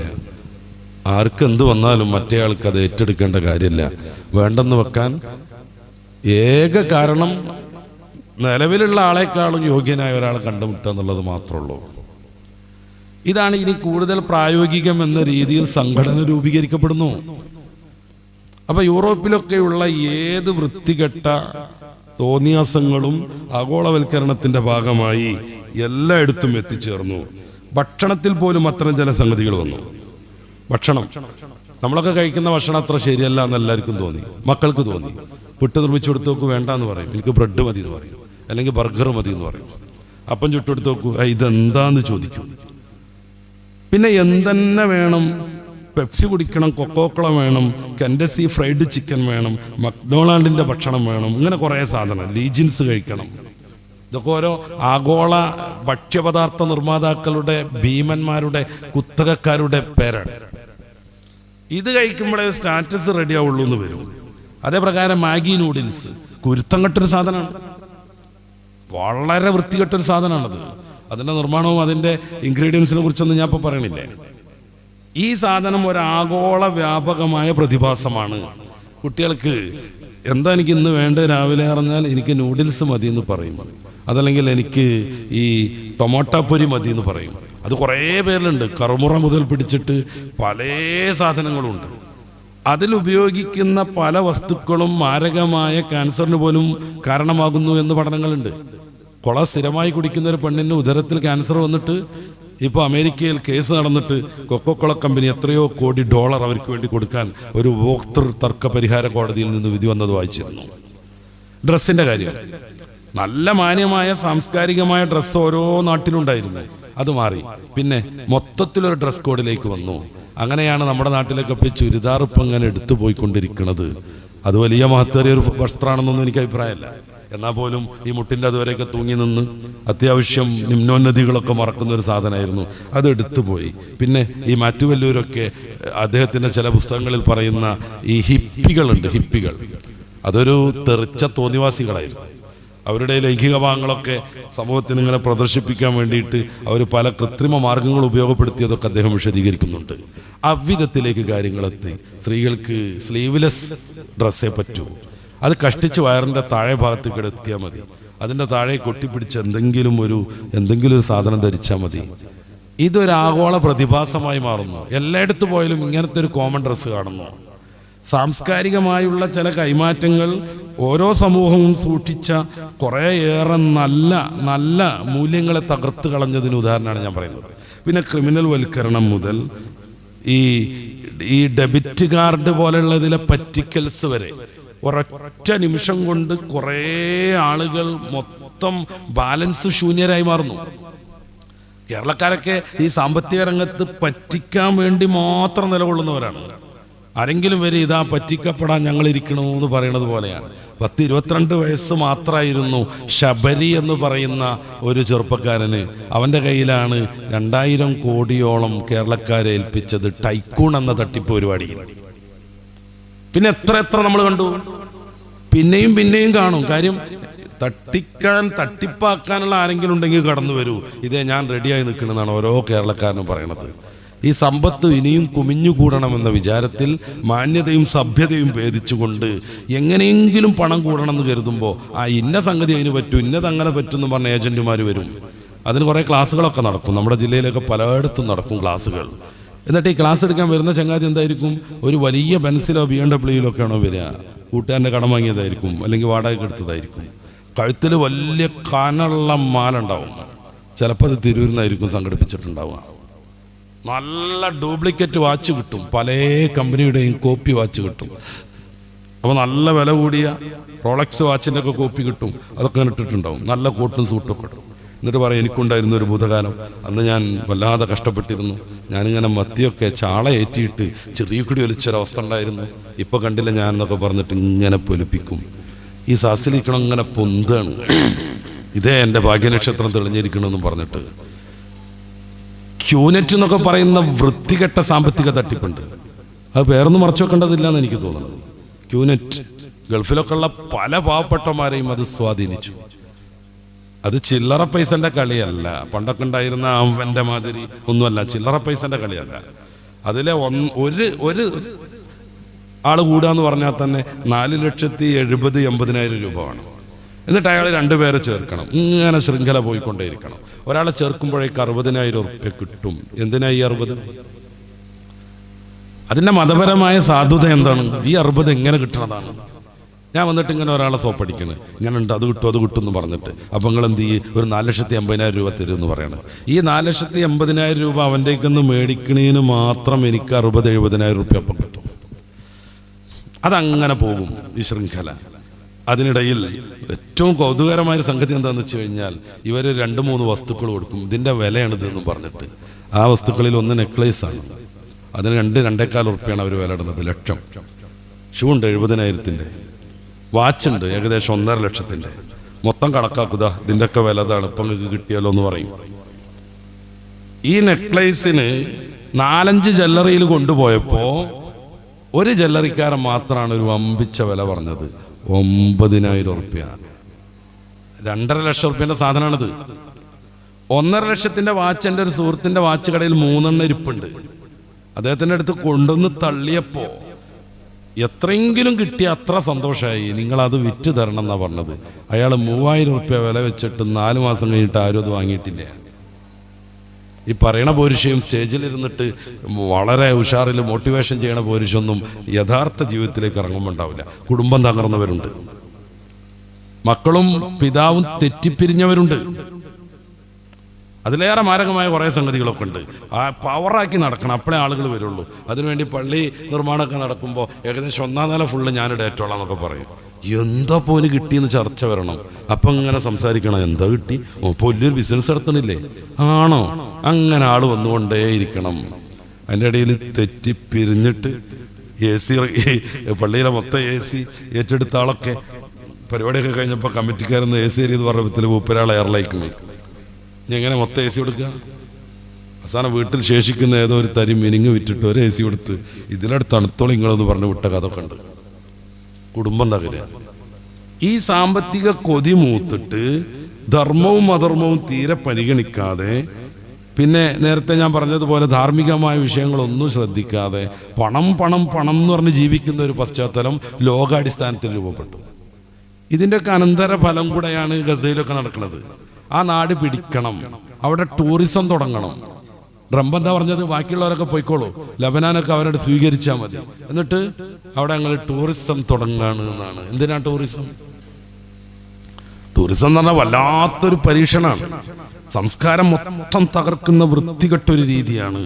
ആരൊക്കെ എതിർത്താലും അത് പറയാതിരിക്കാൻ വയ്യ. ഇപ്പൊ ലക്ഷദ്വീപൊക്കെ ശാന്തമായൊരു പ്രദേശമായിരുന്നു. ടൂറിസത്തിന്റെ പേരിൽ നശിപ്പിച്ചുകൊണ്ടിരിക്കുന്നു ഭരണാധികാരികൾ. ബിത്ര എന്ന് പറയുന്ന ഒരു കൊച്ചു ദ്വീപ് മുഴുവനായി ആളുകളോട് ഇറങ്ങിപ്പോവാൻ പറയാൻ നിൽക്കുകയാണ്. നിങ്ങളുടെ ലാൻഡിന് ഇപ്പോഴത്തെ വില ഞങ്ങൾ തരും, ഞങ്ങൾ അവിടെ പോയി താമസിക്കണം, അതൊന്നും ഞങ്ങൾക്കറിയില്ല, നിങ്ങൾ ഇവിടുന്ന് പോയിരിക്കണം, കാരണം അത് വിൽപ്പനയ്ക്ക് വെക്കാൻ നിൽക്കുന്നു, സൈനിക ആവശ്യങ്ങൾക്ക് എന്ന് പറയുന്നുണ്ട്. അതാണെങ്കിൽ കുറേയൊക്കെ നമുക്ക് ആശ്വസിക്കാം, അങ്ങനെ വേണമെന്നുണ്ടെങ്കിൽ നടക്കട്ടെ എന്ന് കരുതാം. പക്ഷേ സംഭവിക്കാൻ പോകുന്നത് ടൂറിസത്തിന്റെ അതിപ്രസരമാണ്. ഇപ്പോൾ തന്നെ ലക്ഷദ്വീപിനെ കുറിച്ച് നമ്മൾ സംസാരിച്ചു നോക്കൂ. ആത്മഹത്യ ഇതുവരെ റിപ്പോർട്ട് ചെയ്യപ്പെട്ടിട്ടില്ല, കൊലപാതകം ഇതുവരെ റിപ്പോർട്ട് ചെയ്യപ്പെട്ടിട്ടില്ല. പേരിന് സ്ഥാപിച്ച ജയിലുകളൊക്കെ അങ്ങനെ തുരുമ്പെടുത്ത് നശിച്ചുകൊണ്ടിരിക്കുന്നു. ഇതുവരെ അവർക്ക് മതിലുകളില്ല, വീടുകൾക്ക് ചുറ്റും മതിലുകളില്ല. ഇതുവരെയും അവർ വാതിൽ അടച്ചിട്ട് കടന്നുറങ്ങാറില്ല. കോഴികൾക്ക് കൂടുപോലുമില്ല. പിന്നെ ഇത്തിരിയുള്ള ചെറിയ മരങ്ങളുണ്ട്, ഈ ശീമച്ചക്ക പോലുള്ളത്, അതിൻ്റെയൊക്കെ കമ്പത്തിരിക്കും ഈ കോഴികൾ. ഏത് കോഴി മുട്ട ഇട്ടാലും ആ കോഴിയുടെ ഉടമസ്ഥൻ്റെ വീട്ടിലേക്ക് എത്തും. അത്രമേൽ സൗഹൃദപരാണവർ. കോഴിയുടെ ചിറകിനുള്ളിൽ ഒരു ചെറിയ തുണി തൂക്കിയിട്ടുണ്ടാകും. ചുവപ്പ് തുണി തൂക്കിയതൊക്കെ ഒരു വീട്ടിലെ കോഴി, വെള്ള തൂക്കിയത് ഒരു വീട്ടിലെ കോഴി, പച്ച തൂക്കിയത് മറ്റൊരു വീട്ടിലെ കോഴി. ഈ പച്ച തൂങ്ങിയ കോഴിയിട്ട മുട്ട ആ പച്ചയുടെ വീട്ടിലേക്ക് തന്നെ എത്തും. അത്രക്ക് സൗഹൃദത്തിലാണ് അവർ ജീവിക്കുന്നത്. അവരുടെ ലാൻഡിന് തിരിച്ചറിയാൻ മതിൽ പോലും ഇല്ല. പിന്നെ ഏതാ നിങ്ങളുടെ അതിർത്തി എന്ന് വെച്ചാൽ ഏകദേശം ഇവിടെ മാന്തിയ കിട്ടുന്നതാണ്. അവർ ഭൂമിക്കുള്ളിലാണ് മതിൽ കുഴിച്ചിട്ടിരിക്കുന്നത്, അടയാളക്കല്ലുകൾ വെച്ചിട്ടുള്ളത്. ഇങ്ങനെയുള്ള ഒരു നാടിനെ തീർച്ചയായും കൊലപാതകികളുടെയും ആത്മഹത്യക്കാരുടെയും തലസ്ഥാനാക്കി മാറ്റാൻ പോകുന്നു. ഇനി അവിടുന്ന് റിപ്പോർട്ടുകൾ കിട്ടും. അവർ ഓരോ സമയത്തും മൗലൂദ് ഓതിയിട്ടും റാത്തീബ് ഓതിയിട്ടും അവരുടെ പരിപാടികൾ നടത്തിക്കൊണ്ടേയിരിക്കും. ദീന് വിട്ടിട്ട് അവർക്കൊരു പ്രത്യേക ചിന്തകളേ ഇല്ല. നല്ല പക്കാ പാവം നിഷ്കപടരാകുന്ന മനുഷ്യർ. അവർ പറ്റിക്കുന്ന രീതി പണ്ടനുണ്ട്. നല്ല കാമ്പുള്ള കൊപ്പറയായിട്ട് അവർ കോഴിക്കോട്ടും മറ്റും വരും. അത് പറഞ്ഞു മൂല്യം കെടുത്തിയിട്ട് കുറച്ച് വിലക്ക് വളരെ മാരകമായ രീതിയിൽ വില കുറച്ചുകൊണ്ട് ഈ കച്ചവടക്കാർ തട്ടിയെടുക്കും. ഈ സാധു മനുഷ്യന്മാർ ഹോട്ടലിൽ പോയാൽ പോലും പണ്ടൊക്കെ എന്തായിരുന്നു ഇത്ര രീതി? കോയക്കൊരു ചായ എന്ന് പറയും. അതോടെ മനസ്സിലാവും ലക്ഷദ്വീപിലെ മനുഷ്യനാണ് ഈ ചായ പറയണതെന്ന്. പിന്നെ മധുരോടുമില്ല, പാലും ഒഴിക്കൂല, പേരിനൊരു വെള്ളം കൊടുക്കും. അത്ര പോലും പറ്റിക്കാൻ കരക്കാരും വളഞ്ഞ വക്രബുദ്ധിക്കാരും ശ്രമിച്ചിരുന്നു. ഇപ്പോൾ ഗവൺമെൻറ് പോലും പറ്റിച്ചുകൊണ്ടിരിക്കുന്നു. ഈ ടൂറിസം വരുന്നതോടുകൂടെ എന്ത് സംഭവിക്കും? ഞാൻ പറഞ്ഞല്ലോ, 33 ദശലക്ഷത്തിൻ്റെ എയ്ഡ്സിൻ്റെ കണക്ക് മദ്യം ഒഴുകിക്കൊണ്ടേയിരിക്കും. ഇത് കണ്ട് വൃത്തികേടുകൾ കണ്ട് ഇങ്ങനെ സാംസ്കാരികമായി അധപ്പതനൊന്നും അറിയാത്ത സാധു മനുഷ്യർ നശിച്ച് കുലം മുടിയും. വലിയ ആശുപത്രികൾ വേണ്ടി വരും എയ്ഡ്സിന്റെ വ്യാപനം കാരണം. അപ്പൊ ടൂറിസം എന്ന പേരിൽ മനുഷ്യരെ കൊന്നുകൊണ്ടിരിക്കുന്നു കുറെ ആളുകൾ, അതിൽ നിന്ന് വെള്ളം ഊറ്റിക്കൊണ്ടേയിരിക്കുന്നു കുറെ ആളുകൾ, നശിക്കാൻ വേണ്ടി ഒരു വലിയ സമൂഹവും. എങ്ങനെയാണ് സാമ്പത്തികമായി ക്രൈസിസ് വരുന്നത്? കുറെ കാരണങ്ങളുണ്ട്. ഈ പ്രകൃതി ദുരന്തങ്ങൾ കൊണ്ടുവരാം. ഒരു നാട് മൊത്തം പ്രകൃതി ദുരന്തം വന്ന വീടില്ലാതായി പോകും. അവരുടെ രേഖകളെല്ലാം നശിക്കും, ബാങ്കും ബാലൻസും ഒക്കെ ഇല്ലാതെയാകും. അത് പൊതുവെ മനുഷ്യന് തരണം ചെയ്യാൻ എല്ലാവരുടെയും പിന്തുണ ഉണ്ടാവും. അതോടൊപ്പം തന്നെ നമുക്ക് നേരിട്ടത് പ്രതിരോധിക്കാൻ സാധ്യമല്ല. അതല്ലാത്ത രീതിയിൽ ഗവൺമെന്റിന്റെ ചില നിയമങ്ങൾ കൊണ്ട് പ്രകൃതി ദുരന്തങ്ങളെക്കാൾ മാരകമായ സാമ്പത്തികമായ പ്രശ്നങ്ങളുണ്ടാകും. അതാണ് ഇന്ത്യ അനുഭവിച്ച നോട്ട് നിരോധനം. ഒരു 4-5 മാസം എടുത്തു അതിൽ നിന്നൊന്ന് രക്ഷപ്പെട്ട് കിട്ടാൻ. പറഞ്ഞ ഏതെങ്കിലും ഒരു ഗുണങ്ങൾ അതുകൊണ്ട് സാധ്യമായോ? തീരെ സാധ്യമായില്ല. കള്ളപ്പണങ്ങളെല്ലാം കുടുങ്ങിപ്പോകുമെന്നായിരുന്നു അവകാശവാദം. വളരെ നേരിയ ശതമാനമല്ലാത്ത പണമൊക്കെ തിരിച്ചെത്തി എന്നാണ് റിസർവ് ബാങ്ക് പിന്നീട് പുറത്തിറക്കിയ കണക്ക്. വളരെ നേരിയ പണം, അതിൽ കള്ളപ്പണം ഒതുങ്ങൂല. ആളുകള് ബാങ്ക് കൊടുക്കാൻ മടിച്ചതും കാണാതെ പോയതും അങ്ങ് കീറിക്കളഞ്ഞതും അല്ലെങ്കിൽ ഈ ദ്രവിച്ചു പോയതൊക്കെ ഉള്ള കുറച്ച് സാധനം അതേ എത്താത്തതുള്ളൂ. ബാക്കിയുള്ള 1000ന്റെ നോട്ടുകളെല്ലാം തിരിച്ചെത്തി. പിന്നെന്ത് സംഭവിച്ചു? അപ്പൊ ഈ കള്ളപ്പണം നിരോധിച്ചോ? അതിനുശേഷം ഈ മയക്കുമരുന്നിന്റെ വൻ കടത്തലുകളില്ലാതെയായോ? അദാനി സീപോർട്ടിലൊക്കെ 10,000 കോടികളുടെയൊക്കെ ഡോളറിന്റെയാണ് പറയണത് വലിയ മയക്കുമരുന്ന് വേട്ടകൾ ഉണ്ടായില്ലേ? പിന്നീട് അതിനെന്ത് സംഭവിച്ചു? ഈ മയക്കുമരുന്ന് പിന്നെ എന്തായി? നശിപ്പിക്കപ്പെട്ടോ? ഇതിന്റെ പ്രതികളെ അന്വേഷിച്ച് കണ്ടുപിടിച്ചോ? ഒന്നും സംഭവിച്ചതായിട്ട് നമുക്ക് തോന്നണില്ല. ഒന്നും സംഭവിക്കാതെ അതൊക്കെ അതിൻ്റെ രീതിയിൽ തന്നെ നടക്കുന്നു. കള്ളപ്പണം ഒഴുകിക്കൊണ്ടേയിരിക്കുന്നു. തെരഞ്ഞെടുപ്പുകളിൽ പോലും വലിയ വലിയ പാർട്ടികളുടെ ഫണ്ടിൽ പലതും കള്ളപ്പണമാണെന്ന റിപ്പോർട്ടുകൾ വന്നില്ലേ? പലപ്പോഴും പിടിക്കപ്പെട്ടില്ലേ? കള്ളപ്പണം ഒഴിക്കുന്നോ ഒന്നും സംഭവിച്ചില്ല. അപ്പൊ ഗവൺമെന്റിന്റെയൊക്കെ ഏതെങ്കിലും ഒരു ഗവൺമെന്റ് എന്നല്ല, ഗവൺമെന്റുകളുടെയൊക്കെ തലതിരിഞ്ഞ കുറെ പരിപാടികൾ കൊണ്ട് മനുഷ്യർ ദാരിദ്ര്യത്തിലേക്ക് എത്തിപ്പോകും. പരിശുദ്ധ ഇസ്ലാം ദാരിദ്ര്യത്തെ കുറിച്ച് നന്നായിട്ട് സംസാരിക്കുന്നുണ്ട്. ദാരിദ്ര്യ നിർമ്മാർജ്ജനത്തിന് വേണ്ടി വ്യവസ്ഥാപിതവും പ്രായോഗികവുമായ വിവിധ പദ്ധതികൾ സമൂഹത്തിന്റെ മുന്നിൽ കൊടുക്കുന്നുണ്ട്. പട്ടിണി മരണം തൊട്ടടുത്തിരിക്കുന്ന ഒരു രാഷ്ട്രത്തിനും സഹിക്കാൻ പറ്റൂല, സഹിക്കാൻ പാടില്ല. ഇസ്രായേലിന് വേണ്ടിയിട്ട് പാതൊരുക്കി കൊടുക്കുന്ന അറേബ്യൻ ഭരണാധികാരികളുണ്ട്. അതൊക്കെ ചില കരാറിന്റെയും നേരത്തെ ഞാൻ പറഞ്ഞ ആഗോളവൽക്കരണത്തിന്റെയും മറ്റൊരു സൈഡ് എഫക്റ്റ് ആണ്. ഇങ്ങനെ കുറെ കരാർ ആദ്യം തന്നെ ചെയ്തു വെക്കുന്നുണ്ടാവും. അങ്ങോട്ടും ഇങ്ങോട്ടുള്ള യാത്രാ സംവിധാനങ്ങൾ അത് ലംഘിക്കാൻ കഴിഞ്ഞു എന്ന് വരില്ല. വിഷമമുണ്ടെങ്കിൽ പോലും കണ്ടു നിൽക്കേണ്ടി വരും കൂട്ടക്കൊലകൾ. എന്തുകൊണ്ട് അറബികൾ പ്രതികരിക്കുന്നില്ല എന്നൊക്കെ ഒരു ചോദ്യമല്ലേ? പ്രതികരിക്കാൻ പറ്റാത്ത വിധം അവർ ലോക്കിലായി എന്നതാണ് അതിന് യഥാർത്ഥ ഉത്തരം. അവർക്ക് മാനസികമായിട്ട് വിഷമല്ലേ ഉണ്ടാവാൻ സാധ്യത ഉണ്ട്. ഏതൊരു മനുഷ്യനും വിഷമമുണ്ട്. എന്നാൽ എന്നിട്ടും ഈ ഇസ്രായേലിന്റെ ടാങ്കർ കൊണ്ടുപോകാൻ എന്തിനാണ് UAE ഭൂമി വിട്ടുകൊടുക്കേണ്ടത്? അങ്ങനെ കരാറുകളുണ്ട് എന്നുള്ളതാണ് വിഷയം. ലോകം ഒരു ഗ്രാമമായി ചുരുങ്ങുമ്പോൾ കുറേയേറെ നഷ്ടങ്ങൾ എല്ലാവർക്കും വന്ന് ഭവിക്കുന്നു അതിൻ്റെ ഭാഗമായിട്ട്. എന്നാലും ചിലതൊക്കെ ചെയ്യാൻ പറ്റേണ്ടതാണ്. പച്ചക്ക് പട്ടിണി കിടന്ന് പാവപ്പെട്ട പിഞ്ചുകുഞ്ഞുങ്ങൾ മരണപ്പെടുമ്പോൾ അതിന് ആലസ്യം തടസ്സമാകുന്നു, ആഘോഷങ്ങൾ തടസ്സമാകുന്നു. അവരെയൊക്കെ കൺട്രോൾ ചെയ്യുന്ന മഹാരാജാക്കന്മാർ പണങ്ങി പോകുമോ എന്നുള്ളൊരാശങ്ക വരുന്നു. അവരുദ്ദേശിച്ചു കൊണ്ടിരിക്കുന്ന പല വിഷനുകളും ടൂറിസം പ്രൊമോട്ട് ചെയ്യുന്നതാണ്. ഇനി എണ്ണയുടെ വരുമാനം നിന്നാലും മുണ്ടയച്ച പെണ്ണുങ്ങളെ കൊണ്ട് വരുമാനം വരണമെന്ന് ആഗ്രഹിക്കുന്നവരുണ്ട്. അവർക്കത് വിഷമാവുമെന്ന് തീരുമാനം വരുന്നു. അങ്ങനെ വരുമ്പോൾ തൽക്കാലം കണ്ണടക്കാമെന്ന് വിചാരിക്കുന്നു. പാവപ്പെട്ട പലസ്തീനിയൻ മക്കൾ പിന്നെയും പിന്നെയും വിശന്ന് ഒരു തുള്ളി വെള്ളം കുടിക്കാൻ പറ്റാതെ മരണത്തെ സ്വീകരിക്കേണ്ടി വരുന്നു. എത്ര ദുഃഖസാന്ദ്രമാണ് അവസ്ഥ. ഏതോ കുറച്ച് ആളുകൾ ചേർന്ന് അറ്റാക്ക് ചെയ്തു എന്നുള്ളതാണ് അവരിതിനൊക്കെ ന്യായം പറയുന്നത്.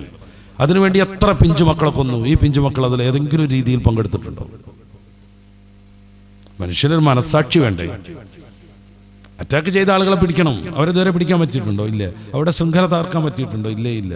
അവർ തട്ടിക്കൊണ്ടുപോയ ആളുകളെ പലപ്പോഴും ഇവർ ചില കരാറുകളുടെ ഭാഗമായി മോചിപ്പിച്ചതല്ലാതെ ഒരൊറ്റയാണ്. ഈ ധീരതയും ശൂരതയും ഈ ശാസ്ത്ര സാങ്കേതിക വിദ്യയുടെ അഹങ്കാരമൊക്കെ പറഞ്ഞിട്ട് ഒരെണ്ണത്തിനെ മോചിപ്പിക്കാൻ കഴിഞ്ഞിട്ടുണ്ടോ? ലോകത്തിന് മുമ്പിൽ സമർപ്പിക്കാൻ കഴിഞ്ഞു? ഞങ്ങളിൽ നിന്ന് തട്ടിക്കൊണ്ടുപോയ ഇന്നയാളെ, ഞങ്ങളെ ഇന്ന പട്ടാളക്കാരനെ ഇതേ ഞങ്ങൾ മോചിപ്പിച്ചു കൊണ്ടുവന്നിരിക്കുന്നു, ഞങ്ങളുടെ ശൂരത്വം കണ്ടോളി എന്ന് പറയാൻ ഇതുവരെ ഇസ്രായേലിന് സാധിച്ചോ? ഇല്ല. പാവപ്പെട്ടമാരെ പിടിച്ചുകൊണ്ടുപോയിട്ട് പീഡിപ്പിച്ചു, ശരീരമാസകലം വികൃതമാക്കി, പട്ടിണിക്കിട്ടിട്ട് എല്ലും തോലുമാക്കി മാറ്റി. ഏതെങ്കിലും രീതിയിൽ ഹമാസിനെ തകർക്കാൻ കഴിഞ്ഞോ? ഇല്ല. പിന്നെ എന്താ നടന്നുകൊണ്ടിരിക്കുന്നത്? പച്ചക്ക് കൊന്നുകൂട്ടിക്കൊണ്ടിരിക്കുക 100,000-ലേറെ മനുഷ്യരെ. ഇത് നോക്കി നിൽക്കാൻ നിർബന്ധിതരാകുന്ന ആൾക്കാർ, അവരതിനെ നിർബന്ധിപ്പിച്ചുകൊണ്ടിരിക്കുന്ന കരാറുകാർ, ഏതെങ്കിലും രീതിയിൽ അങ്കിൾ സാമിന്റെ വളർത്തുപട്ടിക്ക് വിഷമം വന്നാൽ അവിടെ കയറി പ്രശ്നങ്ങൾ ഉണ്ടാക്കിയിട്ട് ഇസ്രായേലിനെ സംരക്ഷിക്കാൻ വരുന്ന കുറെ യൂറോപ്യൻ ഭീമന്മാരും അമേരിക്കയും. അങ്ങനെയാണ് ഒരാഴ്ച കൂടെ ഇറാൻ ഇസ്രായേൽ യുദ്ധം നീണ്ടു നിന്നാൽ ഇസ്രായേൽ എന്ന രാഷ്ട്രം നിശേഷം ഇല്ലാതെയാകുമെന്ന ബോധം കൊണ്ടാണ് ചാടിമറിഞ്ഞ് സമാധാനത്തിന്റെ കരാറും വെടിനിർത്തലും ഉണ്ടാക്കിച്ചത്. അല്ല, സമാധാനമാണെന്ന് കരുതിയിട്ടല്ല. അങ്ങനെയാണെങ്കിൽ ഇസ്രായേലിനോട് ചിലക്കാണ്ട് പോകാൻ പറയണം ഫലസ്തീനിൽ നിന്ന്. ഇതുവരെ പറഞ്ഞിട്ടില്ല. സമാധാനമല്ല ആഗ്രഹം. അങ്ങനെയാണെങ്കിൽ ലോകത്തുള്ള മറ്റു വാറുകൾ ഇല്ലാതെയാക്കാനുള്ള ആത്മാർത്ഥമായ ശ്രമം നടത്തണം. നടന്നില്ല. പിന്നെ എന്തുമാത്രം നടന്നു? ഇസ്രായേൽ ഇറാൻ യുദ്ധം ചാടിക്കളിച്ചു നിർത്തി. അല്ലെങ്കിൽ ഞങ്ങളതിൽ ഇനി കുറച്ച് ആയുധങ്ങളുണ്ട്, അത് എടുക്കാൻ പോകാന്ന് പറഞ്ഞപ്പോഴത്തേന് വിറച്ചുപോയി. അതുകൊണ്ടാണ് സ്വന്തം ഈ പട്ടാള ക്യാമ്പിൽ ഖത്തറിൽ ഗംഭീരമായി നാശനഷ്ടം വരുത്തിയിട്ടും അപ്പൊ തൽക്കാലം സാരല്ല എന്ന് വിചാരിക്കേണ്ടി വരുന്നത്. ഈ രീതിയിലേക്ക് ലോകം കൂപ്പും കുത്തുന്ന പ്രത്യേകമായ ഒരു സാഹചര്യത്തിലാണ് നമ്മളുള്ളത്. പരിശുദ്ധ ഇസ്ലാം ഈ ദാരിദ്ര്യത്തിന്റെ ചില കാരണങ്ങൾ പറയുന്നുണ്ട്. വളരെ ചുരുക്കി പറയാം. ഒന്ന്, മടി, കസല്, ഈ അലസത. അങ്ങനെ ഉണ്ടായാൽ ദാരിദ്ര്യം വരും. കഠിനമായി അധ്വാനിക്കണം എന്നാണ് പറയുന്നത്. വിജ്ഞാനം കിട്ടണമെങ്കിൽ അധ്വാനിക്കണം, സമ്പത്ത് കിട്ടണമെങ്കിൽ അധ്വാനിക്കണം, ബുദ്ധി ഉപയോഗപ്പെടുത്തണം, ശാരീരിക ക്ഷമത ഉപയോഗപ്പെടുത്തണം. മൗന ഗസാലി റളിയല്ലാഹു അൻഹു അത് ധാരാളം പറഞ്ഞിട്ടുണ്ട്. വിജ്ഞാനം കിട്ടാതെ, അധ്വാനിക്കാതെ വിജ്ഞാനം കിട്ടട്ടെ എന്ന് കരുതുന്നയാളെ മൗന ഗസാലി ഉപമിക്കുന്നത് നിധി കിട്ടട്ടെ എന്ന് കരുതിയിട്ട് ജോലി ചെയ്യാത്തവനെ പോലെയാണ്. രണ്ടും വളരെ മോശം പ്രവണതയാണെന്നാണ് മഹാനുഭാവം പഠിപ്പിക്കുന്നത്. അപ്പം നന്നായിട്ട് അധ്വാനിക്കണം, അള്ളാഹു നൽകിയ വിഭവങ്ങളും ബുദ്ധിയും ഉപയോഗപ്പെടുത്തണം. ഗസൽ എന്ന് പറയുന്ന സാധനം മുസ്ലിമിന് പാടില്ലെന്ന്, മുസ്ലിം എപ്പോഴും എനർജറ്റിക് ആവണമെന്ന് അള്ളാഹിൻ്റെ റസൂൽ എപ്പോഴും പറയുന്നതാണ്. തീരെ ഒരു കാര്യത്തിലും ഒരു ഇൻട്രസ്റ്റ് ഇല്ല. എപ്പോഴും കട്ട് ഓഫ് എന്ന് പറഞ്ഞ സഹാബി വര്യന് ഔഷധം കുറിച്ച് കൊടുക്കുകയല്ല അവിടുന്ന് ചെയ്തത്. നേരെ മറിച്ചിൻ്റെ നടത്തം സ്പീഡ് കൂട്ടണം എന്നാണ് പറഞ്ഞത്. ഒന്ന് സ്പീഡിൽ നടക്കണം, അപ്പം ഒന്നൊരു ഉഷാറായി തീരുന്നു. അപ്പം ഈ മടിച്ചിരിക്കൽ എന്ന് പറയുന്നത് മതം പറയുന്ന സാമ്പത്തികമായ അധോഗതി എന്ന് വെച്ചാൽ കടം, ദാരിദ്ര്യം വരാനുള്ള ഒരു കാരണമാണ്. പിന്നെ അലസമായ രീതിയിൽ സമ്പത്ത് ചെലവഴിക്കൽ, ഭക്ഷണം, വസ്തുക്കൾ പോലെയുള്ളത് ലഭ്യമാവാനുള്ള മാർഗങ്ങൾ അന്വേഷിച്ച് കണ്ടുപിടിക്കാതിരിക്കൽ, പിന്നെ ദുർവ്യയം ചെയ്യൽ. ഞാനതിൻ്റെ ഹദീസുമായിട്ടൊന്നും പറയണില്ല, കാര്യങ്ങൾ മാത്രം പറഞ്ഞ് ഏകദേശം അവസാനിപ്പിക്കാനായല്ലോ. മതം പറയുന്ന മറ്റൊരു സാധനമുണ്ട്, ചില പ്രത്യേകമായ ദോഷങ്ങൾ ചെയ്യൽ, മാതാപിതാക്കളെ വത്സിക്കൽ, മാതാപിതാക്കളെ ഈ മതം ബഹുമാനിച്ച കാര്യങ്ങളെ അപകീർത്തിപ്പെടുത്തൽ, ഇതൊക്കെ ദാരിദ്ര്യത്തിലേക്ക് വഴിവെക്കുമെന്ന് നമുക്ക് കാണാം. സാമൂഹികവും സാമ്പത്തികവുമായ കുറേ കാരണങ്ങളുണ്ട്. സാമ്പത്തികമായ വികസനത്തിനുള്ള മാർഗങ്ങളില്ലാതെയാവൽ, വരുമാനം കുറയൽ, കൂലി കുറയൽ. ഈ കൂലി കുറയലൊക്കെ ആഗോളവൽക്കരണത്തിൻ്റെ ഒരു അനുബന്ധമാണ് കേട്ടോ. എന്ന് വെച്ചാൽ നല്ല വിദഗ്ധ തൊഴിലാളികളെ അവിദഗ്ധ തൊഴിലാളികളാക്കുക, പിന്നെ സ്ഥിരമായിട്ടുള്ള തൊഴിലാളികളെ താൽക്കാലിക തൊഴിലാളികളാക്കുക, അങ്ങനെയൊക്കെ പകുതിക്ക് വെച്ച് ശമ്പളം കുറക്കുക. എന്നിട്ട് പറ്റൂല എന്നുണ്ടെങ്കിൽ പിരിച്ചുവിടുക. അവർ സമരം ചെയ്യണമെന്നുണ്ടെങ്കിൽ ഗവൺമെൻറ്റിനെ കൂട്ടുപിടിച്ചിട്ട് അതിനെതിരെ നിയമം നിർമ്മിക്കുക. ഇതൊക്കെ ആഗോളീകരണത്തിൻ്റെ ഭാഗമായി ലോകത്ത് സംഭവിച്ച പട്ടിണി ഉണ്ടാക്കിയ ചില കാരണങ്ങളാണ്. ഞാൻ ഇതിൻ്റെ ഭാഗമായിട്ട് സൂചിപ്പിച്ചു എന്ന് മാത്രം. പിന്നെ ഈ പ്രകൃതി ദുരന്തങ്ങൾ ഉണ്ടാവുക, ഗവൺമെൻറ്റിൻ്റെ നേരത്തെ നമ്മൾ പറഞ്ഞതുപോലെ ചില ഈ നിയമങ്ങൾ ബാധിക്കുക, പിന്നെ സാമ്പത്തികമായ ആസൂത്രണത്തിൻ്റെ കുറവ്. നല്ല അന്തമുള്ളൊരു ഭാര്യയെങ്കിലും വേണം, കാക്കക്ക് അന്തല്ലെങ്കിൽ ഭാര്യയ്ക്കെങ്കിലും ഒരു അന്തം വേണം. ഇത് രണ്ടാളും ഇങ്ങനെ അന്തം കമ്മികളായി കഴിഞ്ഞാൽ പിന്നെ മക്കൾ തൊള്ള വിളിക്കും. അതിപ്പോൾ സംഭവിച്ചു വരുന്നുണ്ട്. കിട്ടണ സമയത്തോ അങ്ങോട്ട് ചിലവാക്കും, പിന്നെ ഇല്ലാത്ത സമയത്തോ ഇനി എന്താ കാട്ടുക എന്ന് പറഞ്ഞ് മേപ്പിട്ട് നോക്കി നിൽക്കുകയും ചെയ്യും. സാമ്പത്തികമായ കൃത്യമായൊരു ആസൂത്രണം വേണം. ഏതിന് മുൻഗണനാക്രമം നടത്തണം എന്ന് വേണം. നമ്മൾ ഏതിനാ ഇപ്പം മുൻഗണന കൊടുക്കേണ്ടത്? നമ്മുടെ വീട് നല്ല ഉഷാറുണ്ട്, ചോരൊന്നുമില്ല, നല്ല സേഫാണ്, പക്ഷെ കുറേ സീലിങ്ങും ബൾബും ഇല്ലാത്തതുകൊണ്ട് ഒരു ജാതി വിഷമം. നല്ല ഒരു 14 രാവിലൊക്കെ ആകാശത്തേക്ക് നോക്കിയ പോലെ നക്ഷത്രങ്ങൾ വേണം. ഇതിനു വേണ്ടി കുത്തിപ്പൊളിക്കുക. ഈ കുത്തിപ്പൊളിച്ചുള്ള പരിപാടിക്ക് കൂടുതൽ ചിലവാണെന്നുള്ള നമുക്കറിയാലോ അല്ലേ. പക്ഷെ ചിലവരൊന്നും മാനിക്കലില്ല, കുത്തിപ്പൊളിച്ചുകൊണ്ടിരിക്കും. ഒന്ന് ബലം കുറയും, രണ്ടാമത്തേത് കൂടുതൽ ചിലവ് വരും. 10 ലക്ഷത്തിൻ്റെ പണി എഴുതിയാൽ 25 അത് നിൽക്കുള്ളൂ. ഇവിടെ തൊടുമ്പോൾ അവിടെ പൊട്ടും, പിന്നെ അത് നേരാക്കി. ഒരു മനുഷ്യൻ്റെ ജന്മം ഫുള്ള് വീട് നിർമ്മിക്കാനെന്നാണ് വന്നാൽ എന്താ അതിൻ്റെ ഒരു നഷ്ടം? പിന്നെ ആൾക്ക് സങ്കടം, വിഷമം, പ്രയാസം.